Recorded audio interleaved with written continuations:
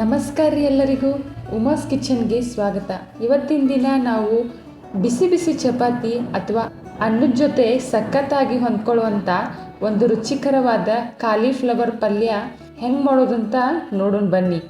ಅಂದಾಗೆ ಇನ್ನೂ ನಮ್ಮ ಚಾನಲ್ಗೆ ಸಬ್ಸ್ಕ್ರೈಬ್ ಆಗಿಲ್ಲ ಅಂದರೆ ಈಗಲೇ ಸಬ್ಸ್ಕ್ರೈಬ್ ಆಗಿ ಪಕ್ಕದಲ್ಲಿರೋ ಬೆಲ್ ಐಕಾನ್ ಕೂಡ ಒತ್ತಿಬಿಡ್ರಿ. ಅಂದರೆ ನಾನು ಹಾಕೋ ಪ್ರತಿಯೊಂದು ವಿಡಿಯೋ ಕೂಡ ನಿಮಗೆ ಮೊದಲು ಬಂದು ತಲುಪ್ತೈತಿ. ಮೊದಲಿಗೆ ಕಟ್ ಮಾಡಿ ಇಟ್ಕೊಂಡಿರೋ ಕಾಲಿಫ್ಲವರನ್ನು ಉಪ್ಪು ಹಾಕಿದ ಕುದಿಯೋ ನೀರಿಗೆ ಹಾಕೋಣ. ಇದನ್ನು ಯಾಕೆ ಹೀಗೆ ಮಾಡೋದು ಅಂದರೆ ಕಾಲಿಫ್ಲವರಲ್ಲಿರೋ ಸಣ್ಣ ಸಣ್ಣ ಹುಳುಗಳು ಸಾಯ್ತಾವ ಮತ್ತು ಅದಕ್ಕೆ ಹೊಡೆದಿರೋ ಔಷಧಿ ಸಿಂಪಡಣೆ ಎಲ್ಲ ಸ್ವಚ್ಛ ಆಗ್ತೈತಿ. ಹಾಗಾಗಿ 2 ನಿಮಿಷ ಬೇಯಿಸಿ ತೆಗೀರಿ.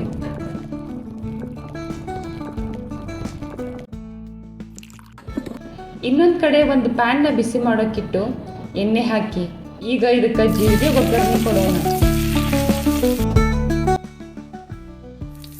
ಆಮೇಲೆ ಸಣ್ಣಗೆ ಹೆಚ್ಚಿದ ಈರುಳ್ಳಿ, ಜಜ್ಜಿದ ಶುಂಠಿ ಬೆಳ್ಳುಳ್ಳಿ ಪೇಸ್ಟ್ ಮತ್ತು ಕರಿಬೇವು ಹಾಕಿ ಚೆನ್ನಾಗಿ ಫ್ರೈ ಮಾಡ್ಕೊಳ್ಳೋಣ. ಈರುಳ್ಳಿ ಎಲ್ಲ ಹದವಾಗಿ ಬೇಯಬೇಕು, ಅಲ್ಲಿವರೆಗೂ ಬಿಡೋಣ. ಈಗ ಟೊಮೆಟೊ ಹಾಕಿ ರುಚಿಗೆ ತಕ್ಕಷ್ಟು ಉಪ್ಪು ಸೇರಿಸಿದ್ರೆ ಟೊಮೆಟೊ ಜಲ್ದಿ ಮೆತ್ತಗಾಗ್ತೈತಿ.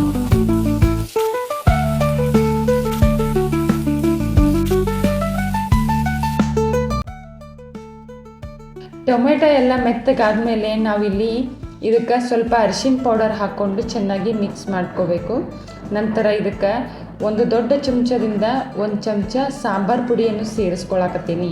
ಮತ್ತು ಲಾಸ್ಟಲ್ಲಿ ನಾವು ಖಾರಕ್ಕೆ ಅನುಗುಣವಾಗಿ 1.5 ಚಮಚ ಆಗುವಷ್ಟು ರೆಡ್ ಚಿಲ್ಲಿ ಪೌಡರನ್ನು ಸೇರಿಸ್ಕೊಳಕತ್ತೀನಿ. ನಿಮಗೆ ಬೇಕಿದ್ರೆ ಹೆಚ್ಚು ಕಡಿಮೆ ಮಾಡ್ಕೋಬೋದು. ಈಗ ಇದು ಸ್ವಲ್ಪ ಡ್ರೈ ಅನ್ಸಕತ್ತೈತಿ, ಅದಕ್ಕೆ ಸ್ವಲ್ಪ ನೀರು ಹಾಕೋಣ. ಆಮೇಲೆ ಇದನ್ನು ನಾವು ಆಲ್ರೆಡಿ ಬೇಯಿಸಿಟ್ಕೊಂಡಿದ್ವಲ್ಲ ಕಾಲಿಫ್ಲವರ್, ಅದನ್ನು ಈ ಮಸಾಲೆ ಒಳಗೆ ಸೇರಿಸ್ಕೊಳ್ಳೋಣ.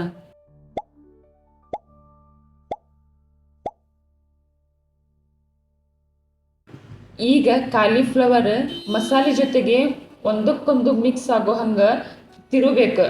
ಆ ಮಸಾಲೆ ಪ್ರತಿಯೊಂದು ತುಂಡಿಗೂ ಹತ್ತಬೇಕು, ಅಲ್ಲಿವರೆಗೂ ಚೆನ್ನಾಗಿ ಮಿಕ್ಸ್ ಮಾಡ್ಕೊಳ್ಳೋಣ. ಕೊನೆಗಾಗಿ ಗ್ಯಾಸನ್ನು ಲೋ ಫ್ಲೇಮ್ನಲ್ಲಿಟ್ಟು 5 ನಿಮಿಷ ಮುಚ್ಚಿ ಬೇಯಿಸಿದ್ರೆ ಬಿಸಿ ಬಿಸಿ ರುಚಿಕರವಾದ ಕಾಲಿಫ್ಲವರ್ ಪಲ್ಯ ರೆಡಿ. ನೋಡಿದ್ರಲ್ಲ ಎಷ್ಟು ಸುಲಭ ಐತಿ ಅಂತ. ನೀವು ಕೂಡ ಮನೇಲಿ ಟ್ರೈ ಮಾಡಿ ಹೆಂಗಾಗಿತ್ತಂತ ನಮಗೆ ಕಮೆಂಟ್ ಮಾಡಿ ತಿಳಿಸೋದನ್ನ ಮಾತ್ರ ಮರಿಬೇಡ್ರಿ. ಮತ್ತೆ ಸಿಗ್ತೀನಿ ಹೊಸ ರೆಸಿಪಿ ಜೊತೆಗೆ. ಅಲ್ಲಿವರೆಗೂ ಧನ್ಯವಾದಗಳು.